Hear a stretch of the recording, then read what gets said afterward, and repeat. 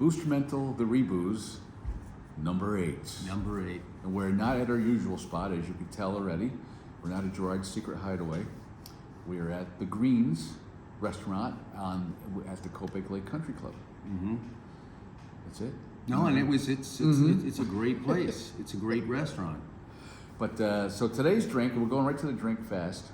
Why, I don't know, but why not? We're having the is it the maple? The maple bourbon coffee? No, espresso. Espresso martini. There's no bourbon in it. There's a bourbon. No, it's Kettle One. Sorry.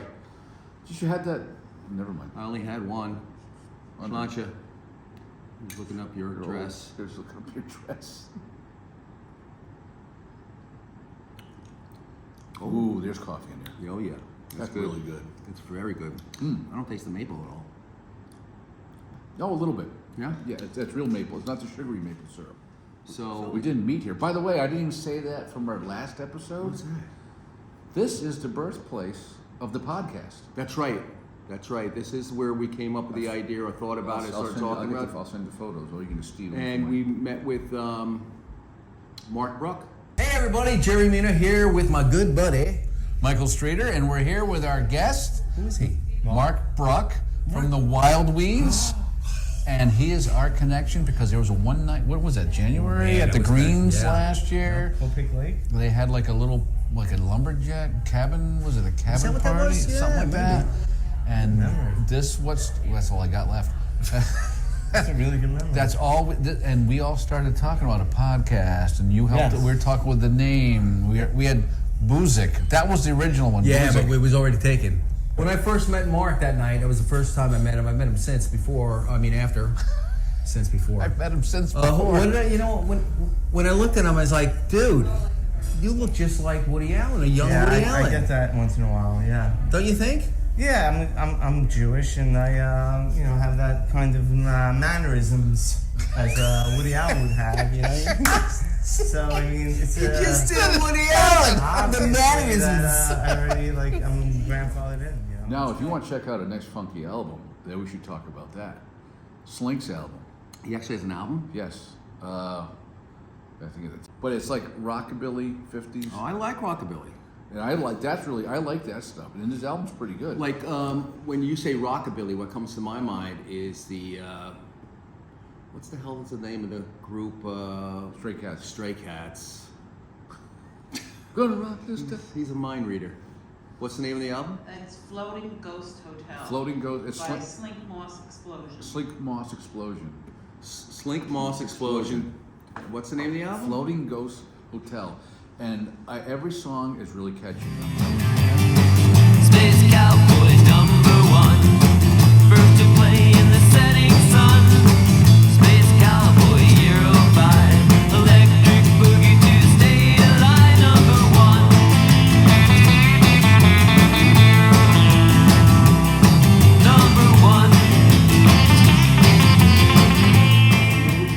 #1. Hangs out with him also besides Brock is bass player. If I saw him right now, I'd know. What the hell's his name? Chops. Chops. Chops plays with everybody. Yes. He plays with the Velvet Frog. That's Marky's band. Oh, is it? And Unfinished Business, which is Slink's band. Okay. You know. And he's a pretty good bass player. He's very animated. Yes. You can see some of his pictures of him hanging out on that bass, standing on the bass. And he's played with some really big people too. Oh yeah. You know, and wasn't he a bat boy for the Mets? He was the bat boy for the 1986 Mets. Oh. Yes. He's got some great. Wade Boggs he ate fried chicken. Always ate fried chicken for every game. Really? That was his ritual. And then the great thing was he was signed. Yankees signed him. He was a Red Sox all his life, and the Yankees signed him. And he won a World Series with the Yankees in '96, and he was one that rode the horse. Oh, on the cop, the mounted cop. The mounted police officer. Yeah. Yep. I bet you that mounted police officer got in a lot of trouble for that. Yeah, you think so? Liability. What if it would have fallen off? These are good. These are very good. Very good. As my wife would say, very good. Or as she would, don't flip me off. Oh man. Or as she would say, "What's going on here?" She said that on Friday night. Mm-hmm. Well, when I was wrestling with the. And then I heard my voice about. I was trying to say, "Now that I got your attention," but I couldn't say the. I got you. I'm like, I didn't have that much. I don't think. No, we were well behaved. I Yeah. think. I don't know. But the. Are we ever on a Friday night? No, Friday nights are. To me, it's a it's, night to let. it's cut our loose. socializing. Yeah. 'Cause we stay home most of the if we're not filming on a Monday, so they're every other week. But I like that. That's like it's like our family. And then we got coming up at the end of the week here. What we do, we do yes. this at least twice a year. We've been doing It's this. the big one. It's the spring clam bake at the Crayville Rod and Gun Club. And I remember when we were rookies once, and first time we ever showed up, Wendy goes, "This is what you do." By the way, you better bring your own Ziploc bag. I'll bring my own Ziploc bag. Sandy goes, "No more. No, she'll bring them." She's so cheap. No, Wendy goes, "You got here. This is your Ziploc bags." I go, "What are these for?"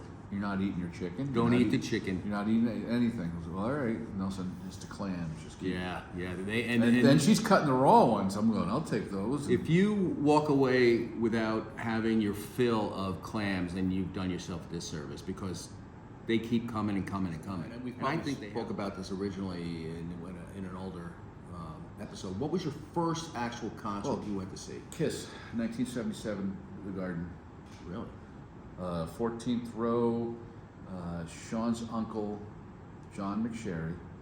Quick story, he lived in Irvington, Okay. and he patrolled that area, and he kept wondering who's at this house. There's like a Mercedes-Benz. Oh, it was them? It was kept looking, finally he had to stop.